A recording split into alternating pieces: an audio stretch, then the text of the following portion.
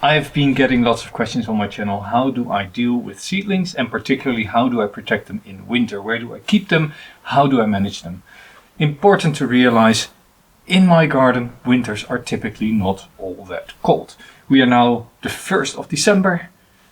Temperatures outside is about 4 degrees Celsius. So we are talking roughly 39 Fahrenheit.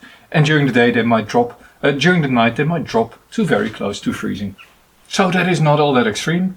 Next month temperatures will drop a little bit again. Last week we had a very cold spell. We had -4 Celsius, so we are talking about 24, 26 Fahrenheit. And in January we typically get a week or two with -10 Celsius or colder. Very cold winters might have -15 or -20, but nothing to be too concerned about. I don't get snow. Precipitation typically is rain, and then the wind flips around and everything freezes up. So everything is soaked all the time. I get algae, I get fungal infections, I get moss, I get all those things, but no deep frost. That's also why these are cork oak seedlings. They are not completely frost resistant, but a few degrees of frost is okay.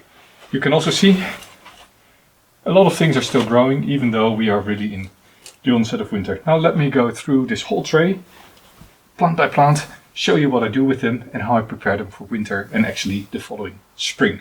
First of all, I need to get cleaning because it's overgrown. Leaves have fallen. These are actually from my fig. And look at that. Those are actual figs that have fallen off as well. And everything can hide in these slugs, but also insects, and birds will start looking for them. So the cleaner I keep the surface of the pots, the better it is. Now what do I have here? A quick tour de table. This is of course cork oak. This is a cork bark elm. This is a regular Chinese elm. These are, what are they called again? It's not crab apple. These are crepe myrtles. These are prunus incisa koyo no mai. So these are the Fuji cherries. I think, well, this is a Japanese maple for sure. This is a khaki, a persimmon khaki. And here more khaki, more crepe myrtles, more elms.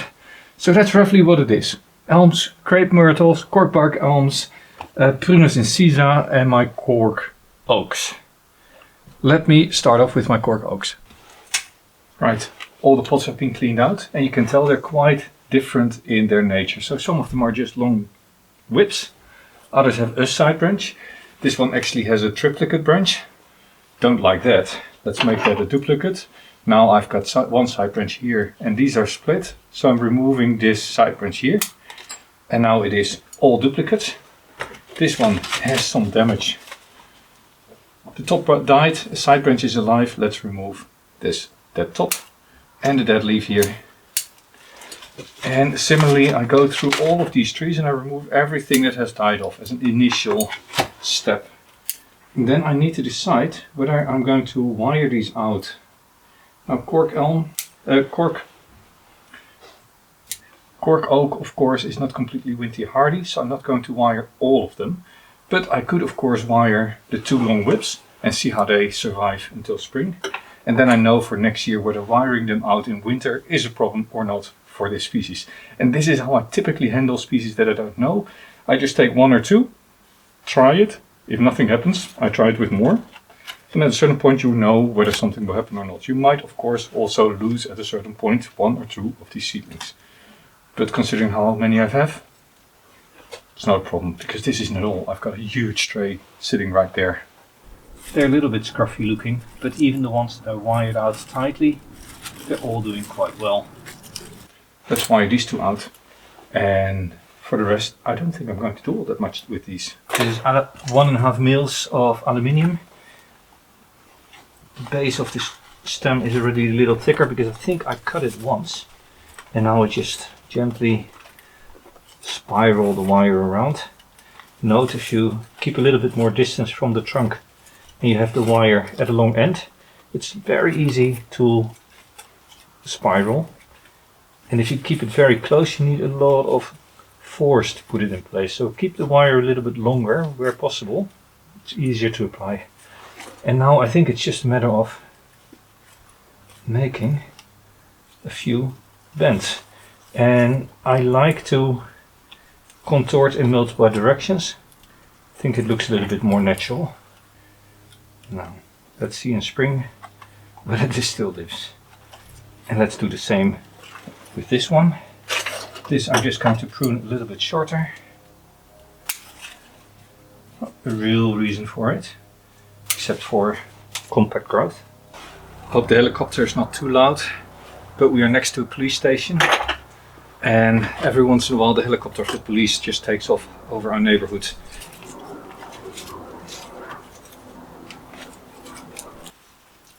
All twisted up and tangled, ready to go for spring. And that was the Cork oaks.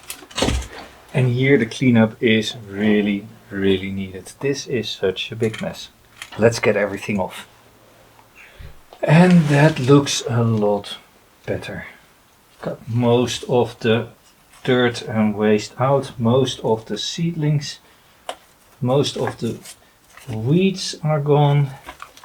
Just a few naughty ones sticking here. But besides that, it's all done. Now what is very clear, one of my cuttings or seedlings has died off. It's gone. Oh no, there's actually something very small here. Does it have a bud? It does actually have a bud, but there's also a snail here, a sluggy. Bye bye. Right. Now, let's start from the beginning. All the way on this side I said have prunus koyo no mai. So these were rooted over summer and planted up a few weeks ago. Don't need to do anything, these are all fine. They all still have nice green buds. I think they'll live till spring. And then in spring I'll need to see what I do with them. Whether I plant them out in the field, put them in a little pot, give away. Now I'm just putting them together like this so I don't accidentally pull one of them out. Then this here is a little elm, I think. Can't really tell at this stage. It's either an elm or a little zocova. But also this is a singular plant with no side branches. Just leave it alone till winter. Just leave it alone till spring. Same for this one here at the beginning. Not doing anything. This one is interesting. Let's take a look here at this Japanese maple. And this one is interesting because it brings me to the point of why do I have all these plants sitting here in these small containers and why am I not planting them out in the ground yet? And basically this is what I don't want. These are very long whips, which is really great, but if you look carefully you see there's a node here and there's a node there. So this is the internode. That is way too long. So this I just don't want to have in my trees later on. In most tree species, on the area of the internode, there's not going to be any new buds. So this is all going to be bare. That means that if I ever prune here, this will all die back all the way to these buds down here. So everything else is useless. Same here, there's a bud here, there's a bud there, and then it's all the way there. So this I am going to cut off. What makes this interesting is, if you look down here, there are very tight internodes. There's a node, there's a node, there's a node, there's a node, there's a node, there's a node. So this means this has grown really slowly, and that is partly because it is in this pot. Which also means that gives me an opportunity now to say I'm going to remove this whole coarse growth. And the rest I'm just going to leave in place. And this is the trunk line that I'm continuing. Now with all the weeding I've noticed that a lot of the soil has come out. So I need to fill this pot up a little bit. And with the substrate completely filled up again, this can go back in. But let's pull this one out. This is a cork bark elm. And you can see here the little cork ridges. Really nice. This is the first onset of corking over. In itself this is a nice little plant. But a few things. First of all, I want small branches in the top. So let's take this off and shorten this one. Second of all, I'm not after a very straight stick. Now also for this one, it is already quite late in the year, but I'm still going to wire it out. Push the wire in the soil so it anchors itself and then just gently wire the trunk line. I'm not sure whether this 1.5 millimeters is going to be enough for the lower trunk, but we'll see. If it isn't, I'm just going to add another small piece at the base and just gently wire the whole trunk right. And when I say the whole, I just go all the way to the top. Now I don't want any extreme bends in this. I want a slightly elegant tree, but I do want some curves. Oh, this works wonderfully. And as you're bending, try to make the bend so that the branches are somewhat on an outward curve. And make sure that you don't just bend in the forward backward, but also in sidewards motion, so that you get a 3D bent trunk out of it. There we go. So this is now slightly curved, gently. This still looks a little flat. So let's emphasize this and bring it back here. Now this has more movement as well. Back in the tray. Next victim is this little Chinese elm. Also interesting, because what you see here at the base, there's lots and lots of branches. But I was not planning on making this a broom style tree. So this is my leader. I'm going to keep this one. And I want to keep just one of these little side branches. And which one? I suppose the one which is most opposite of the leader. So it really sits on the outside afterwards. Just like that. This is a side branch, so let's not keep it too long. This is a very strong whip, but this has grown slower and has better internodes.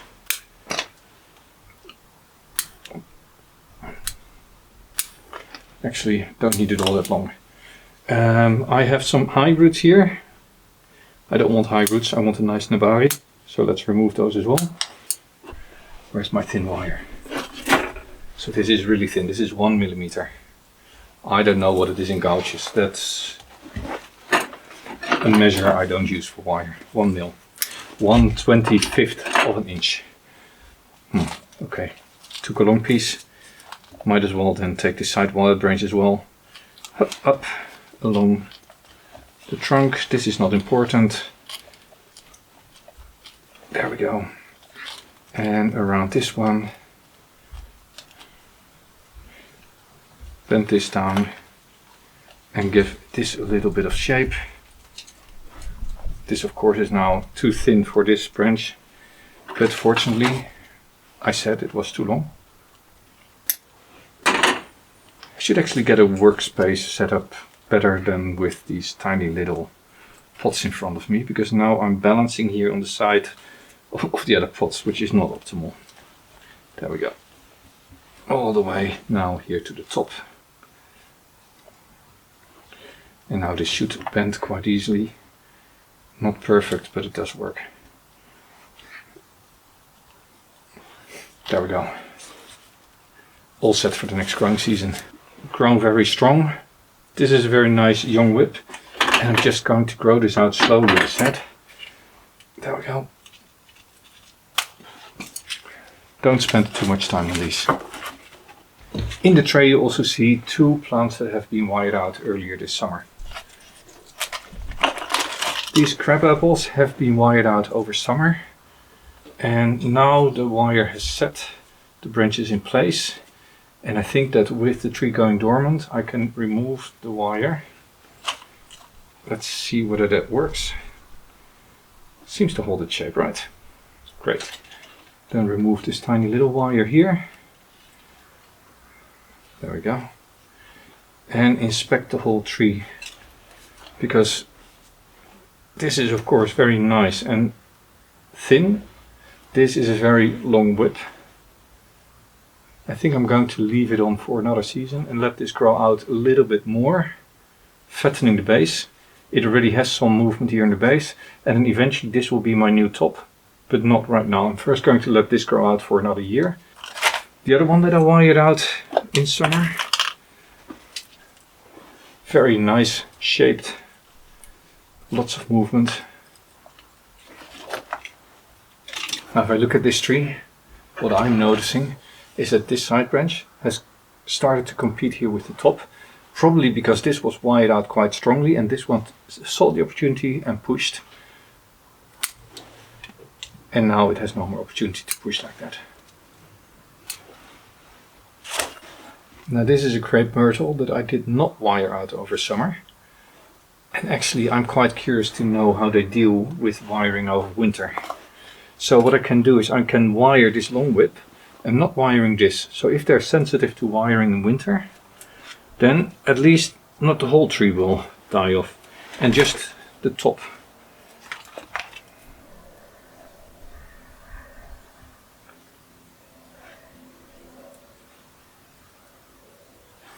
I do hear it cracking on the inside. Not sure whether that's a good sign or a bad sign. At least something is happening, right? Let's see. Natural movement, let's emphasize that. And shorten. Everything else can just stay for now. So I'm treating the different cuttings in a different manner. Because the crepe myrtles are cuttings. The khaki or persimmon, these are seedlings. Oh, look at that, this is a nice friend. And this is also why it is interesting to just do this in full. There's a little slug here. Bye slug, you go back into the garden, but not to my bonsai.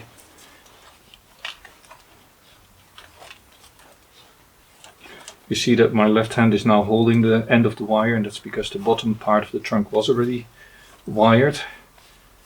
So I'm not wiring the whole trunk anymore, just wiring the part that I want to bend.